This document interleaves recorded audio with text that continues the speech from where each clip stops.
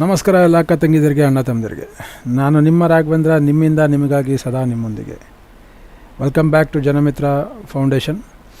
ಪ್ರತಿಯೊಬ್ಬರಿಗೂ ಗೊತ್ತಿರೋ ಪ್ರಕಾರ ಜನಮಿತ್ರ ಫೌಂಡೇಶನ್ ಮತ್ತು ನಮ್ಮ ಕಾರ್ಮಿಕ ಮಿತ್ರ ವತಿಯಿಂದ ನಾನು ಜನಮಿತ್ರ ಫೌಂಡೇಶನ್ ನನ್ನದೇ ಆದಂಥ ಒಂದು small badminton coaching academy start ಮಾಡಿದ್ದೀನಿ. ಅದು ಪ್ರತಿಯೊಂದು ಸಂಚಿಕೆಯೂ ಸಹಜವಾಗಿ ನಾನು ಪ್ರತಿಯೊಬ್ಬರಿಗೂ ಹಾಕಿದ್ದೀನಿ. ಆ ಹಾಕಿರೋ ಪ್ರಕಾರನೇ ಒಂದು 6-7 ಲೆಸನ್ಸ್ ನಿಮಗೆಲ್ಲ ಬಂದಿದೆ. ಆ ಬಂದಿರೋ ಚಾಪ್ಟರ್ ವೈಸ್ ನಾನು ಪ್ರತಿಯೊಂದು ಹಾಕಿದ್ದೀನಿ. ಜಾಸ್ತಿ ಹೊತ್ತೇನು ಆಗೋಲ್ಲ, ಬರೀ 1 ಸೆಕೆಂಡ್ ಆಗುತ್ತೆ. ಲೈಕ್ ಬಟನ್ ಒಂದು ಪ್ರೆಸ್ ಮಾಡ್ಕೊಳ್ಳಿ, ಆಮೇಲೆ ಶೇರ್ ಮಾಡ್ಕೊಳ್ಳಿ. ಶೇರ್ ಮಾಡ್ದಂಗೆ ಹಂಗೆ ಸಬ್ಸ್ಕ್ರೈಬ್ ಬಟನ್ ಇರುತ್ತೆ, ಸಬ್ಸ್ಕ್ರೈಬ್ ಮಾಡ್ಕೊಳ್ಳಿ. ಓಕೆ, ಈಗಿನ ಸಂಚಿಕೆಯಲ್ಲಿ ನಾನು ಹೇಳೋವಂಥದ್ದು, ಭಾಳ ಜನ ಇವಾಗ ಟೂರ್ನಮೆಂಟ್ಸ್ ನಡೀತಾ ಇದೆ. ಟೂರ್ನಮೆಂಟ್ ಸ್ಟಾರ್ಟ್ ಆಯಿತು, everybody has gone to the holidays and came back, I think so welcome back to the same tournaments and those things. ಎಲ್ಲರಿಗೂ ಬೆಸ್ಟ್ ಆಫ್ ಲಕ್ ಹೇಳ್ತಾ, ಈ ಸಂಚಿಕೆಯಲ್ಲಿ ನಾನು ನಿಮಗೆ ಯಾವ ಥರ ಅದನ್ನು ರಿನ್ಯೂವಲ್ ಮಾಡೋದು, ಮತ್ತು ಭಾಳ ಜನಕ್ಕೆ ಅದು ರಿನ್ಯೂವಲ್ ಬಗ್ಗೆ ಏನೋ ಗೊತ್ತಿಲ್ಲ. ಆ ರಿನ್ಯೂವಲ್ ಬಗ್ಗೆನೂ ಈ ಸಂಚಿಕೆಯಲ್ಲಿ ಹೇಳ್ತೀನಿ. ಮತ್ತು Yonex Sunrise all India junior ranking badminton tournament start ಆಗಿದೆ. ಮತ್ತು ನಮ್ಮ ಪುಟಾಣಿ ಮಕ್ಕಳು 11 to 13, 11 ಅಂಡರ್ 11 ಮತ್ತು ಅಂಡರ್ 13 ಬರೋವಂಥ ತಿಂಗಳಲ್ಲಿ 5ನೇ ತಾರೀಕಿಂದನೇ ಸ್ಟಾರ್ಟ್ ಆಗ್ತಾಯಿದೆ.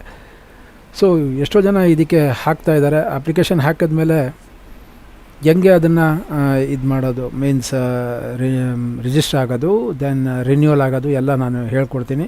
ಈ ಸಂಚಿಕೆಯಲ್ಲಿ ಇದನ್ನೆಲ್ಲ ಹೇಳ್ತೀನಿ.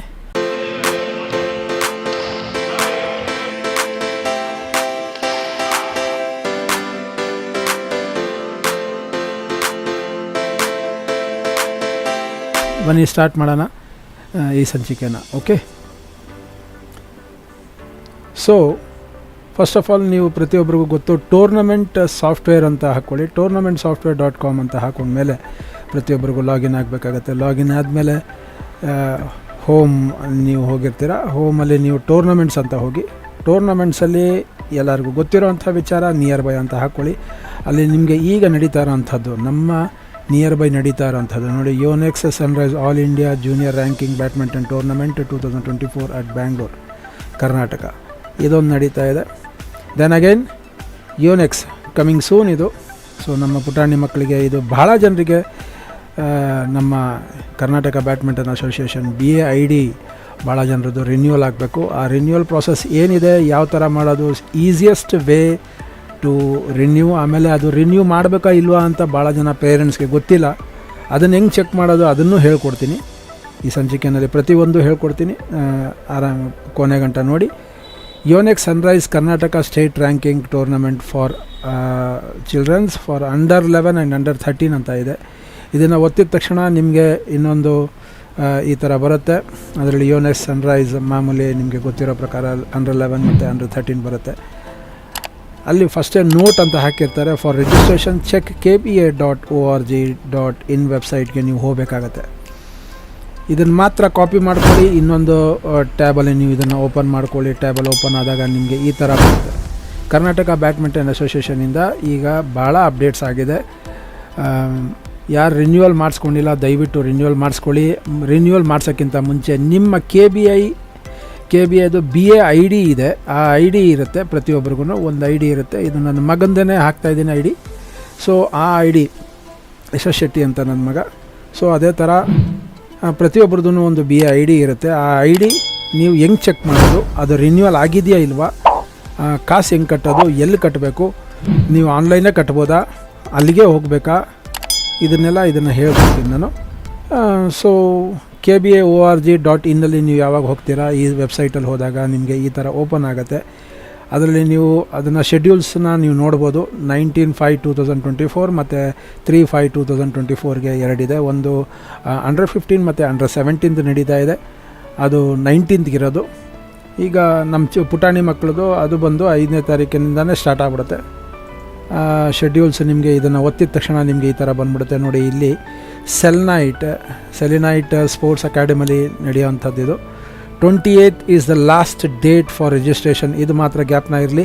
ಈ 28ನೇ ತಾರೀಕೆ ಲಾಸ್ಟು. ಇವಾಗ ಹೆಂಗೆ ಸರ್, ಅಲ್ಲಿ ಹೋಗ್ಬಿಟ್ಟು ಹೆಂಗೆ ಕಟ್ಟೋದು, ಕಾಸು ಹೆಂಗೆ ಕಟ್ಟೋದು, ನಂದು ರಿನ್ಯೂವಲ್ ಆಗಿದೆಯಾ ಇಲ್ಲೋ ಗೊತ್ತಾಗಲಿಲ್ಲ.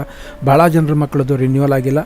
ಸೊ ಇದು ಭಾಳ ಇಂಪಾರ್ಟೆಂಟು. ಫಸ್ಟ್ ಆಫ್ ಆಲ್ ನಿಮ್ಮದು KBID ಫಸ್ಟ್ ನೋಟ್ ಮಾಡ್ಕೊಳ್ಳಿ. ಆ ನೋಟ್ ಮಾಡ್ಕೊಂಡಿದ್ದ KBID ಕಾಪಿ ಮಾಡ್ಕೊಳ್ಳಿ.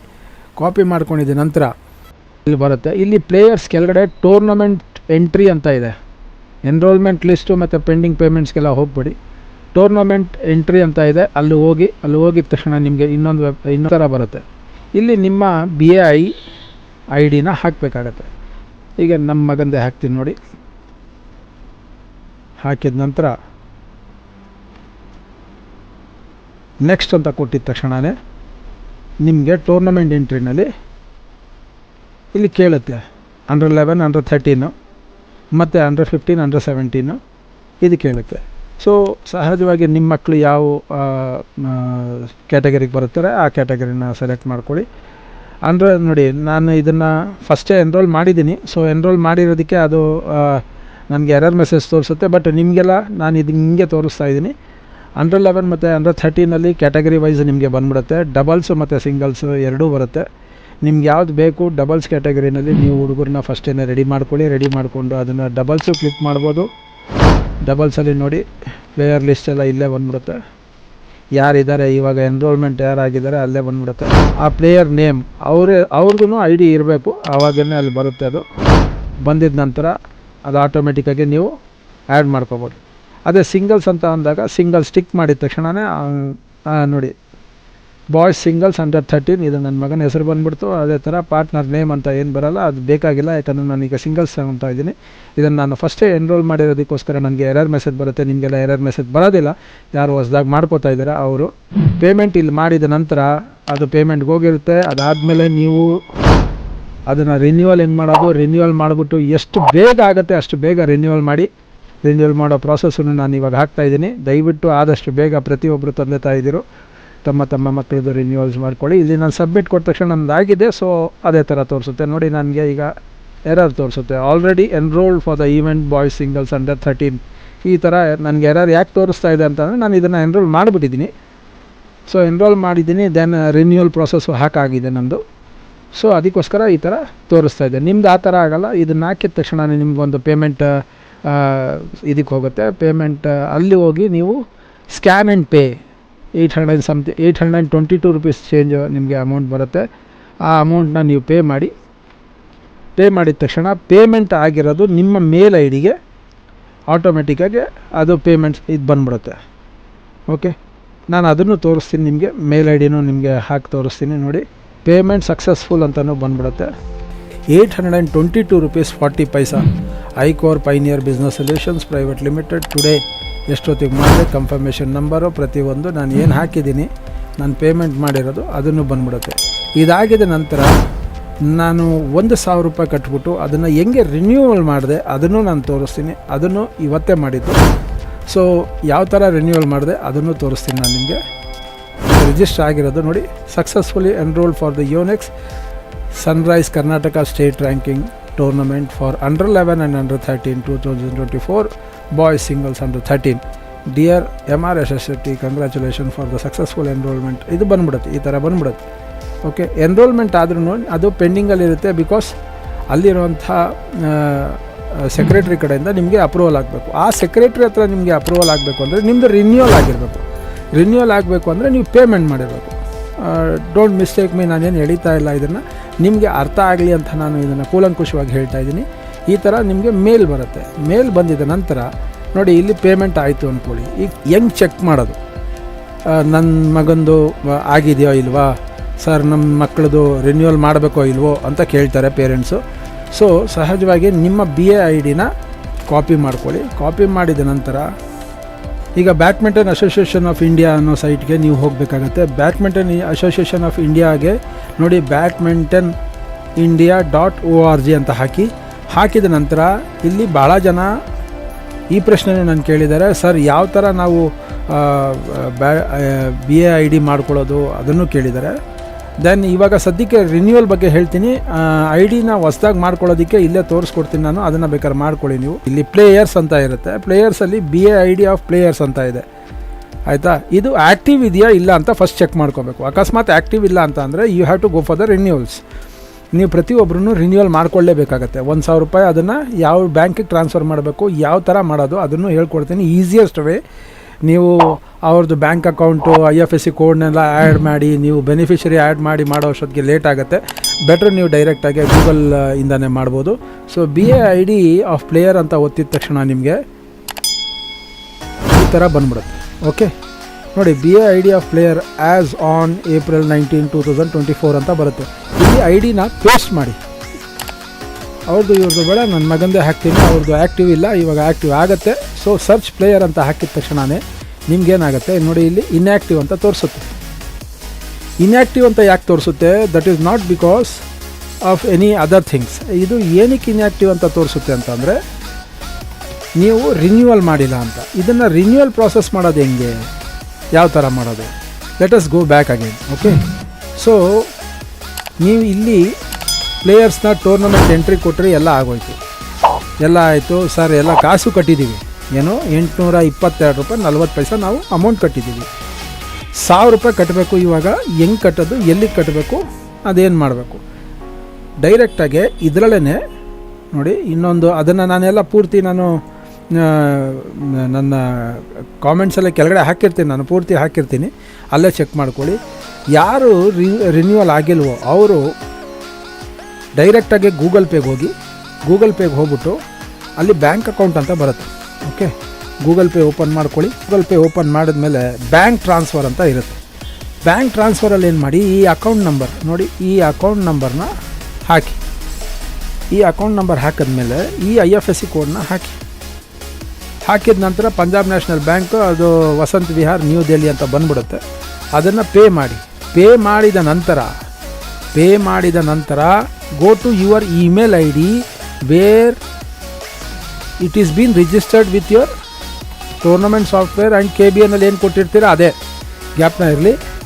ಸೊ ಇಲ್ಲೇನು ಮಾಡಿ, ನಿಮ್ಮ ಮೇಲ್ ID ಗೆ ಹೋಗಿ ಕಂಪೋಸ್ ಮೇಲ್ ಅಂತ ಕೊಡಿ.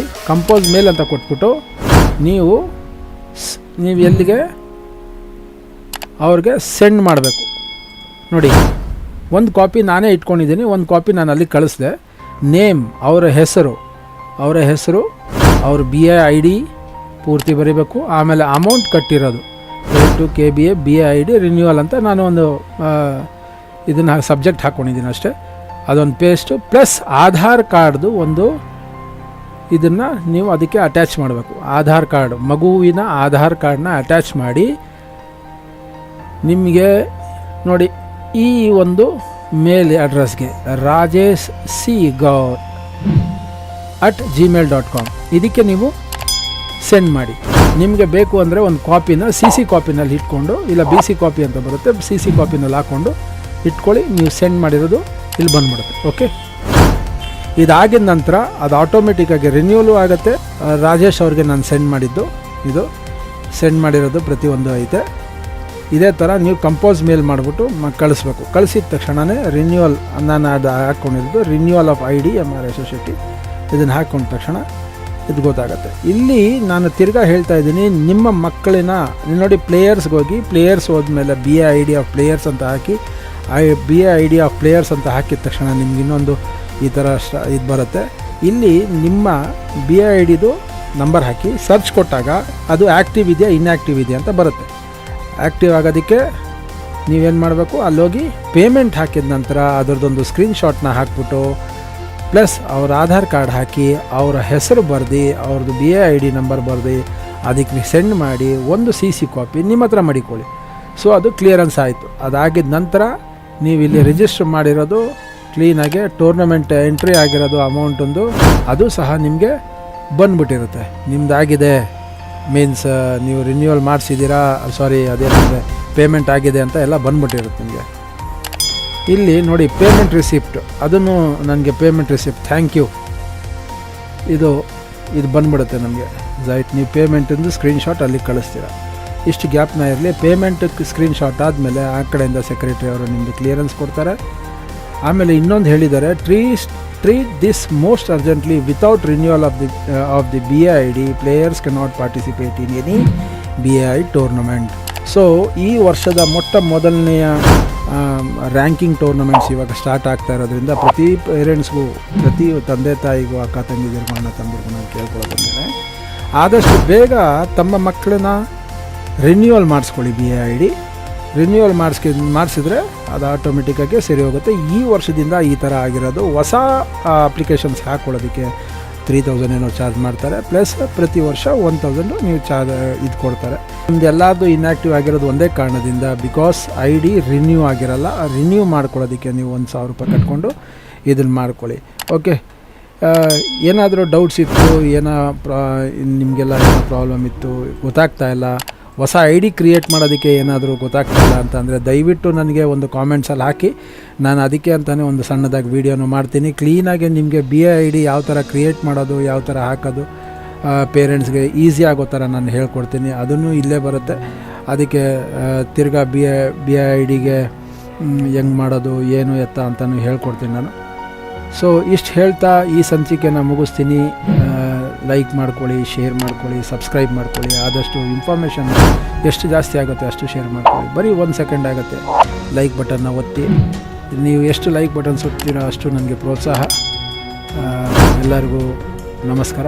ಇಷ್ಟು ಹೇಳ್ತಾ ನಾನು ಈ ಸಂಚಿಕೆನ ಮುಗಿಸ್ತೀನಿ. Thank you.